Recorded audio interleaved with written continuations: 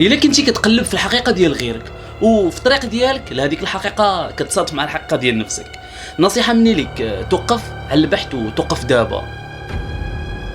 الاحداث ديال هذه القصه هذه وقعوا في اواخر الثمانينات من القرن العشرين. كنظن انه وطينا على شي حاجه، كنظن انه وطينا على قطه. لا ما كنظنش انها قطه، كنظن انه بنادم. عمر وماجد صداقه اللي جمعتهم سنين كبيره لدرجه انهم تربوا في نفس الحي.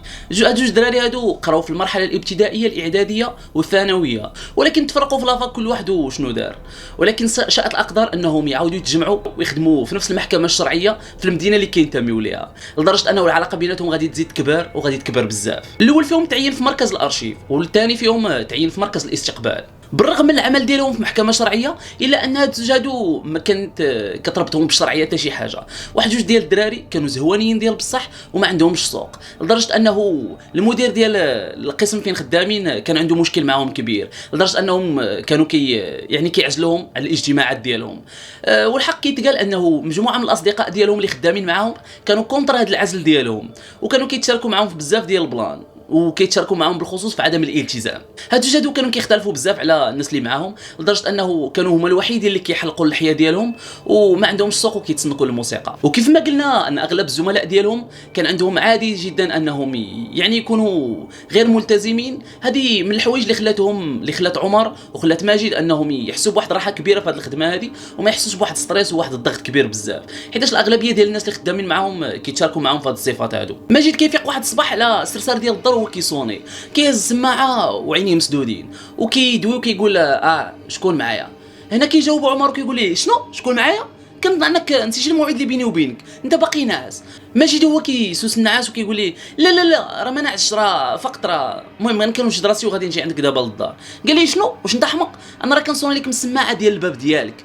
هنا غادي يترعد وغادي يدير هكا في الساعه وغادي يلقى مشات الوقت اللي كانوا دايرين بعضياتهم. قال لي بلي تسنى دغيا غادي نجي عندك. عمر كيتجه للطوموبيل ديالو وكيجلس وكيبقى كيتسنى في ماجد هو كيوصل حدا عمر وكيبغي يبرر ليه التغيب ديالو ولا التاخر ديالو، وقال لي بلي اليوم خدمنا بزاف وعينا ديال بصح. هنا عمر غادي يشوف فيه بواحد الشوفه ديال الضحك وقال ليه اكن ان صاحبنا المدير رونك تاني اليوم وما خلى لك ما تقول. هنا بدا كيشوف فيه ماجد وهو مستغرب وقال لي الله يرحم لك الوالدين بلا ما تذكر هذاك المكلخ هنا قدامي. ماجد هو كيقول قال لي بلي كان صديق ديالنا في الطفوله، لدرجه انه كبر معنا وقرا معنا في نفس الاقسام الاعداديه والابتدائيه، ولكن ما عرفت صراحه شنو الحاجه اللي خلاته يتغير علينا ما يبغاش باقي يبقى يدوي معنا. هنا عمر هو كيشوف فيه وقال لي كان انه الوفاه ديال الاب ديالو والفلوس اللي خدا هما اللي كانوا سبب في هذا البلان هذا كامل. عمر هو كيدوي مع ماجد كيقول ليه لا صراحه ما كنظنش ان الفلوس هما اللي غادي يكونوا داروا ليه بحال هكا، حيتاش كان صديق ديالنا لواحد الدرجه كبيره. ماجد هو متجهم وكيشوف عمر وقال ليه انا عارف انه معظم الاصدقاء هما اللي كيتحولوا الاعداء في الاخر. عمر هو كيدوي وقال بلي هو راه حصل على الاجازه ديالو يعني ماشي باطي بزاف باش حصل عليها وتقريبا في نفس البروموسيون ديالنا، ولكن فاش جا وخدم قاضي ديال المحكمه اللي حنا فيها دار بحال ما كيعرفناش كاع. ماجد هو متجهم وكيشوف فيه وقال لي حتى حنا راه ما كنعرفوش وما بغيناش نعرفوه بالمره. ماجد هو عابس قال لي صافي الله يرحم لك الوالدين بلا ما تبقى تذكروا قدامي وخلينا ندوزوا هذا النهار هذا على خير وخلي هذه الليله ديالي دوز بخير وعلى خير وبلا ما تمرض لي راسي بهاد البلانات هادو بهاد الخونه هذا. عمر هو كيقود السياره ديالو وكيبعد وكيدوي مع ماجد وكيقول ليه شنو بان لك اننا نخرجوا في معاكسه الفتيات هاد الليله هذه. ماجد هو كيشوف في عمر وكيقول ليه واش كتعني الحاجه اللي كتقول واش انت حمق؟ ماجد هو كيضحك وقال ليه واش خرج لك العقل موظف الارشيف البسيط؟ عمر هو كيشوف فيه قال ليه مدير قسم الارشيف الله يرضي عليك راه تمت الترقيه ديالي اليوم. ماجد هو كيدوي مع عمر وقال ليه مبروك لك على هذه الترقيه هذه اللي جات من بعد بزاف ديال سنوات العجاف ديال الانتظار واللي جات متاخره بزاف. عمر هو كيدوي وكيكمل قال لي الترقيه اللي جات معطله بزاف بسبب صاحبنا القاضي اللي من نهار حط رجليه في هذه المحكمه هذه ما عمر الترقيه ديالي مشات بالطريقه اللي كانت كتمشي عليها قبل. ماجد هو كيشوف فيه وقال ليه شنو بغيتي تعني بهذه الهضره ديالك وشنو بغيتي تعني بكلامك؟ عمر هو كيجاوب وكيكمل الهضره وقال ليه بلي قبل كانت الترقيه ديالي غاديه بطريقه عاديه، ولكن مورا ما جا هذا سيدنا القاضي اللي صديق ديالنا مورا ما جا البلان ما عمرو بقى كيف ما كان، يعني الترقيه ديالي وانت كتشوف شحال تعطلات.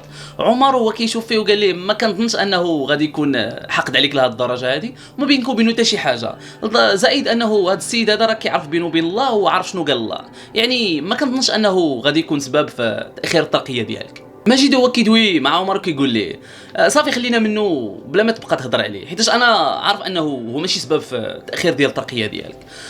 عمر هو كيضحك وقال ليه صافي يلا هادشي حتى انا اللي بان ليا، يلا خلينا نمشيو نزاو وندوز الليله كيف بغينا. ماجد هو كيسولو قال ليه واش البلان اللي قلتي لي هذاك البلان الحماق ديال ديك الساعات؟ عمر هو كيأكد ليه قال لي بغيت نحس براسي بحال عاود تولدت من جديد. ماجد هو كيدوي وكيستغرب قال لي ولكن واش ما كتشوفش ان العمر ديالنا كبير بزاف على هذا التبريش هذا، زائد الوضعيه الوظيفيه ديالنا ما كتسمحش لنا بهذا الشيء. ماجد قال لي بلي وهذه هي اكبر حاجه اللي غادي تخليني انني نتونكوراجا باش ندير هذا الحماق هذا هذه الليله هذه. بغيت نحس براسي كيف ما قلت لك بلي بحال عاود تزد من جديد. ماجد هو مستسلم للامر الواقع وكيقول لي احنا بغينا نديروا هذا الحماق اللي بغيتي، ولكن في نظرك فين كتقترح اننا نديروا هذا الهبال هذا؟ عمر هو كيشوف في ماجد وكيقول ليه بطبع الحال ما غاديش نمشيو نديروا في الاسواق العموميه ولا في شي بلاصه اللي معروفه واللي كيعرفونا فيها الناس، غادي نمشيو لواحد المعمل ديال التموين. هذا المعمل هذا كيبقاو حالين حتى الوقت متاخر من الليل.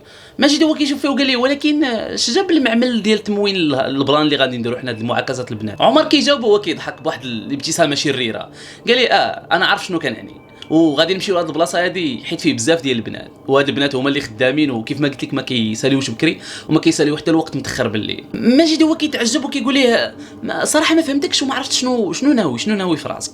عمر هو كيضحك قال لي لا ما ناوي حتى شي حاجه وما حط شي خطه في راسي، حنا غادي نمشيو وغادي نخليو البلان كيف ما غادي يبغي يوقع. ماجد وعمر غادي يمشيو لديك المركز ديال التموين وغادي يمشيو وغادي يدخلوا وغادي يبقاو كيشريو شي حوايج اللي ما على بالهمش وما كانوش محتاجينهم بالاصل. من بعد ما شراو دوك الحوايج اللي ما كانوا محتاجينهمش بالاساس، هنا ماجد كيضرب على عمر وكيقول ليه فين هما الفتيات اللي قلتي لي باللي كاينوا خدامين في هذه البلاصه هذه؟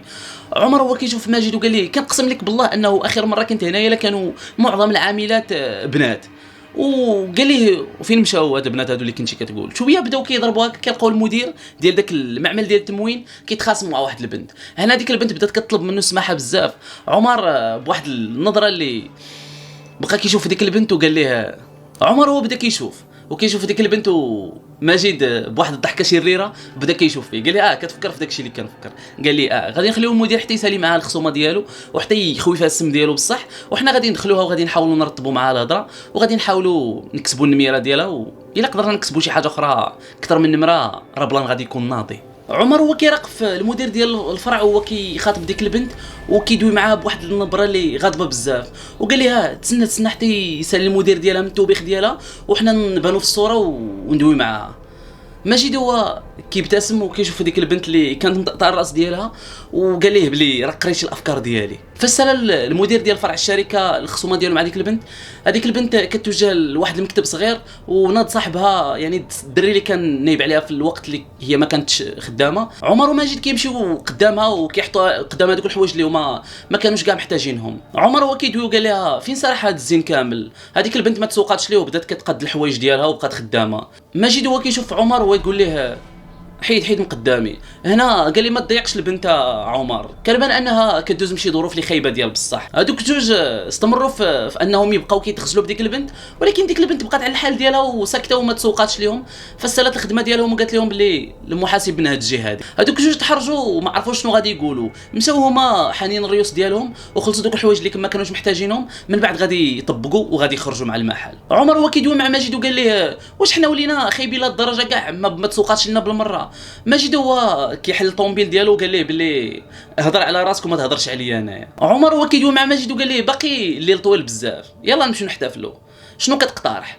عمر هو كيشوف فيه وكيضحك قال ليه كنظن انه ما بقيناش باقي كنقدروا نجذبوا البنات كيف ما كنا قبل، اش بان لك نمشيو ناكلوا شي حاجه ولا بغيتي نعاودوا شي تجربه فاشله بحال اللي درنا دابا؟ عمر هو كيزيد كياكد وقال لي ولا كيفاش ما غاديش تعرض علينا بهذه المناسبه ديال الترقيه ديالك؟ ماجد قال ليه تقدر تختار فين ما بغيتي ونمشيو ناكلوا. هذوك الجوج قرروا انهم يمشيو لواحد البلاصه وياكلوا فيها. هذوك الجوج قرروا انهم يمشيو في واحد الطريق صحراويه باش يبقاو يدويو بعيد عن الضوضاء ديال المدينه واي حاجه اخرى. هذوك الجوج هما منشغلين بالحديث ديالهم وغاديين والطوموبيل ديالهم كضرب شي حاجه. الحاجه اللي دفعت عمر انه يبدا يغوت ويبدا يقول ليه عندك. الحاجه اللي خلاتهم انهم يخرجوا على الطريق يعني ويمشوا مع البيست. واحد شويه ماجد كيسول قال لي شنو وقع؟ عمر هو كيضرب من المرايه اللي قدامه كنظن ان وطينا على شي مشى. ماجد هو كيشوف وراه وكيقول لي ما كنظنش اننا وطينا على قطه، كنظن اننا وطينا على بنت. عمر هو كيشوف ماجد وارتسمت على الوجه ديالو مجموعه من التعابير ديال الخوف. قال لي يلا يلا نزلوا باش نشوفوا شنو وقع على برا وشنو طرا بصح. هذوك جوج غادي يخرجوا غادي يبداو كيقلبوا في الطريق الرئيسيه واش كاينه شي حاجه. ما لقاو حتى شي حاجه. عمر هو كيدوي مع ماجد وقال لي واش كظن بصح اننا وطينا على شي بنت؟ قال لي هذاك الشيء هو الحاجه اللي شفت. عمر هو كيدوي وقال لي لا ما كنظنش انه وطينا على شي حاجه ماجد. ماجد هو غادي قدام السياره وكيقلب. عمر هو كيدور على الطوموبيل قال لي بلي كنظن انني كنت غلط وما وطينا على حتى شي حاجه. ماجد هو كيبرح لعمر وقال لي اجي تشوف شنو كاين هنايا حدا الاطار ديال السياره. عمر هو غادي كيجري حدا ماجد وفاش كيطل كيبان ليه شي حاجه اللي ما عجباتوش ديال بصح. قرب عمر المجيد وشاف واحد الخصله ديال الشعر كبيره وطويله بزاف. عمر هو خايف ومتوتر. ماجد شنو علاش وطينا؟